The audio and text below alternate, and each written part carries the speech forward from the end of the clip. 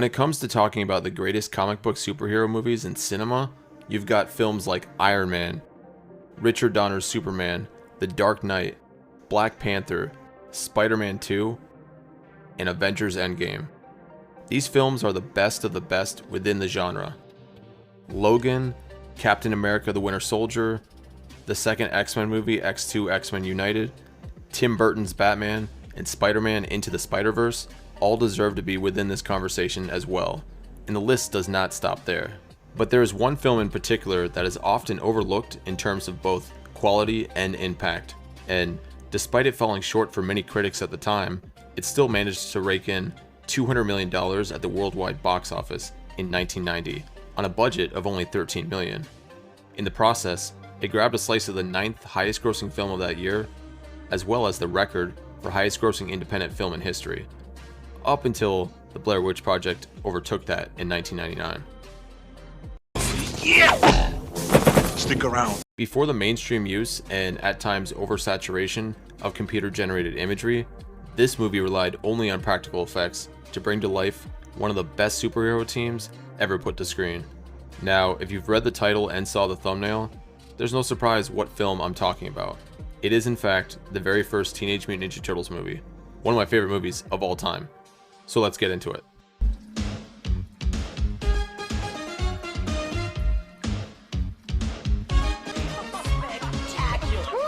We were awesome, brother! Awesome! Yes, dudes and dudettes, Major League Butt Kicking is back in town! Oh yeah! Based on comics created by Kevin Eastman and Peter Laird, Teenage Mutant Ninja Turtles revolves around 4 anthropomorphic turtles who use ninjutsu to fight crime in New York. Their arch enemy is the Shredder and his army of ninjas known as the Foot, which was actually intended to poke fun at Marvel's The Hand. Their master Splinter, a mutant rat, is their adopted father and teacher. Leonardo, Michelangelo, It's me. Donatello, and Raphael. Now, I was only 18 months old at the time of this film's release in 1990, so I wasn't really around for much of the hype. But I've known about the Ninja Turtles for as long as I can remember, and I probably started watching the cartoon as soon as I could open my eyes. It's difficult to recount memories as a baby though, unless of course you're the boss baby. What I do remember is that by the mid-90s, 7-year-old me was obsessed. I had all the VHS tapes from the cartoon, or damn near all of them, nearly every toy. Pizza was my favorite food, and honestly it still is today, and I swear I was training to be a ninja or something. But then again, what kid at that age isn't? Also, a quick side note, I'm not sure if you realize this, some of you probably already know this information. The late and great James Avery voiced the Shredder in the cartoon, and he did an amazing job. Bebop, rock steady. The turtles are heading this way. Find them and destroy them. But anyway, reflecting back, I kind of feel like my love for the Ninja Turtles actually opened up the gateway to other franchises and cool stuff that I enjoyed at the time, some of which I still rock with to this day. We're talking the Mighty Morphin Power Rangers, Dragon Ball Z, X-Men, Batman, Spider-Man, Superman, heck, even Pokemon. And I also watch shows like Darkwing Duck, Chip and Dale Rescue Rangers, the animated Mighty Ducks series, and many, many more. But if I wanted to list off every show I watched as a kid, and every show that I thought the Teenage Mutant Ninja Turtles influenced me to watch, we would probably be here forever. And sure, there's probably a high chance I'm looking too much into this. I probably would have watched all those shows regardless of any of the influence from the Turtles. But it's fun to talk about, and it would really be cool to know what are some of your favorite childhood shows that you were watching when you were growing up. Feel free to drop them down in the comments. What the heck was that? Looked like sort of a big turtle in a trench coat. Jim Henson's Creature Shop was brought in to create the animatronic turtle suits and the entirety of Splinter. They made 2 different bodysuits, a light one for better mobility to complete fight scenes, and a much heavier, more detailed set for more static and up-close shots. Each suit was divided into 15 pieces, and motorized cables that were hidden within the shells were used to help control the movements of the faces. If you're any older than 30, chances are you've seen or at least heard of the show Dinosaurs. I'm bringing this up suddenly because that series utilized a more refined version of this technology.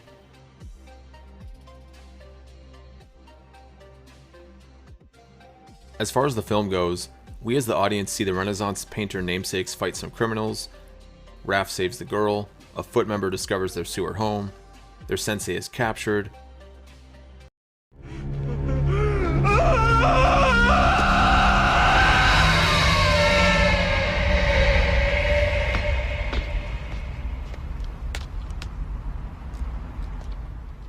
They suffer their first major defeat, so then they go into hiding. They learn Splinter's actually alive via meditation zoom. Then they return, Splinter is saved. They work as a team to kick the foot before facing the final boss.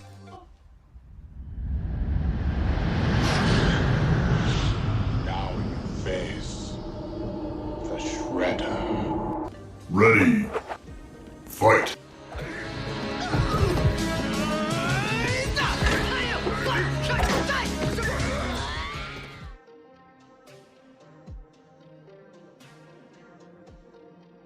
And at the end, everyone is reunited. Now that I think about it, the plot of this movie is kind of ridiculous. But then again, a lot of movies are. And even though this film doesn't seem to offer much beneath the surface of pizza, upright talking turtles, Oh, a fellow chucker. ninjas, and some dude covered in can openers, it actually resonates with themes of family, acceptance, and self-confidence. Early in the film, Splinter tells his sons that he's not going to be around forever, and when asked later by Donatello what his thoughts are on this, Michelangelo dismisses his feelings. Hey, Mikey, did you ever think about what Splinter said tonight? I mean, about what it would be like. You know, not having him. Time's up. $3 off.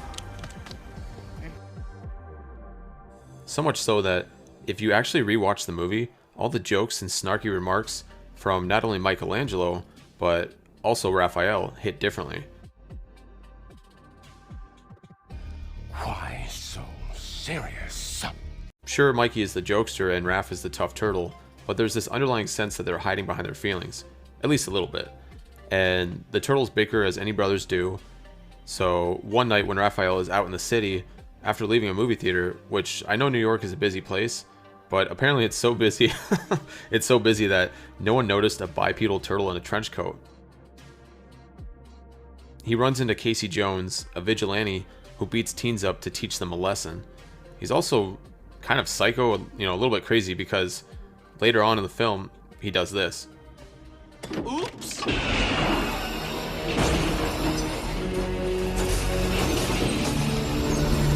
He crushes someone in a garbage truck. Makes you wonder, how was he as a child?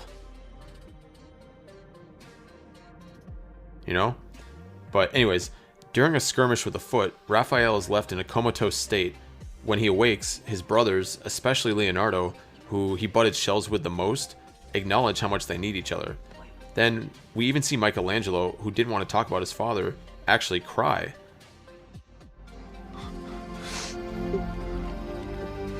Even though they might bottle up some feelings and squabble like teens and siblings do, at the end of the day, they have each other's backs. There's also this character Danny,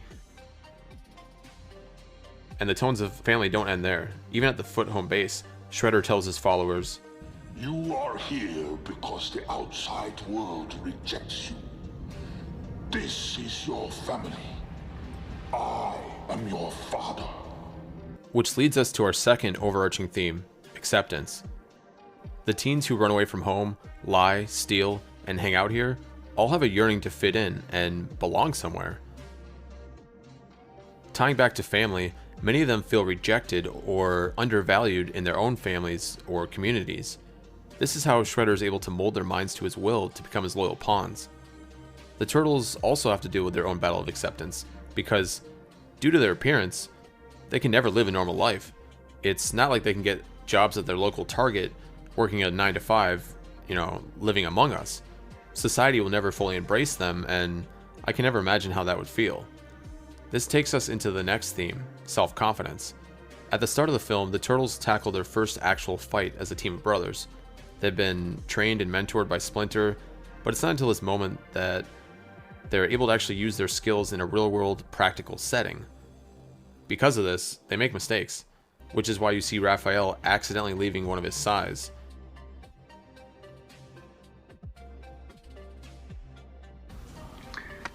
Oh, who is the babe? Again, going back to Raphael, he has a lot of built-up anger throughout the film. Part of that is due to him putting on his game face, essentially.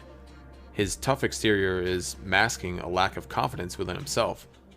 There's a scene in the film where Splinter gives him words of wisdom by stating, Possess the right thinking. Only then can one receive the gifts of strength, knowledge, and peace. This is important because it teaches him that if he believes in himself and leaves doubt out of his mind, anything is possible, and he'll not only have more inner peace, but better self-confidence too. That being said, Raphael is still a badass.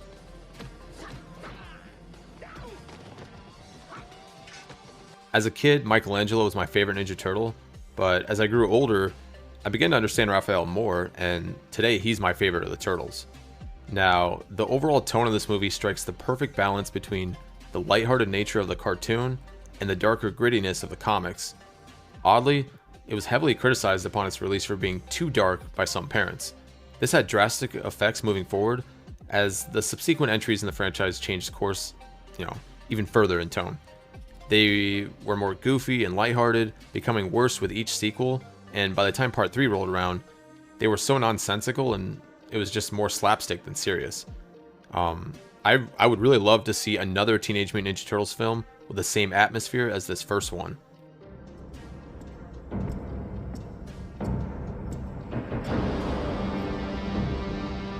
I touched on it somewhat at the beginning of the video, but a lot of people don't realize that this movie was actually an independent film. It was made by a group of individuals who weren't forced into making this by some corporate overlords. They simply loved the characters and wanted to bring them to life. And it really shows, as the attention to detail with the costumes, set designs, and fighting choreography, it all feels more authentic, and despite some noticeable gaps in the costumes at times, it's got this charm to it.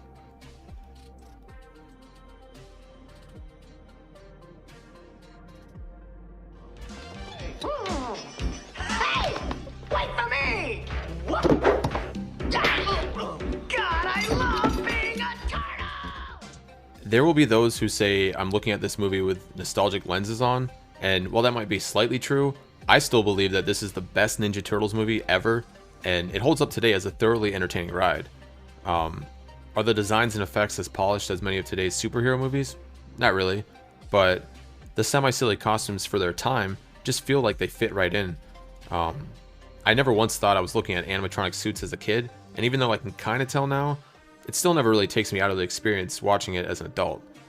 The environments of the city, between the bustling sidewalks and streets, the park, the foot home base, and the sewers where the Turtles live, as well as April's childhood home, they all feel grounded and surreal.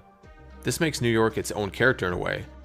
The fight scenes are also awesome, there's some funny one-liners, moments of suspended disbelief, and as a kid, who doesn't love ninjas and pizza? Overall, it's a timeless and fun movie that'll have you saying,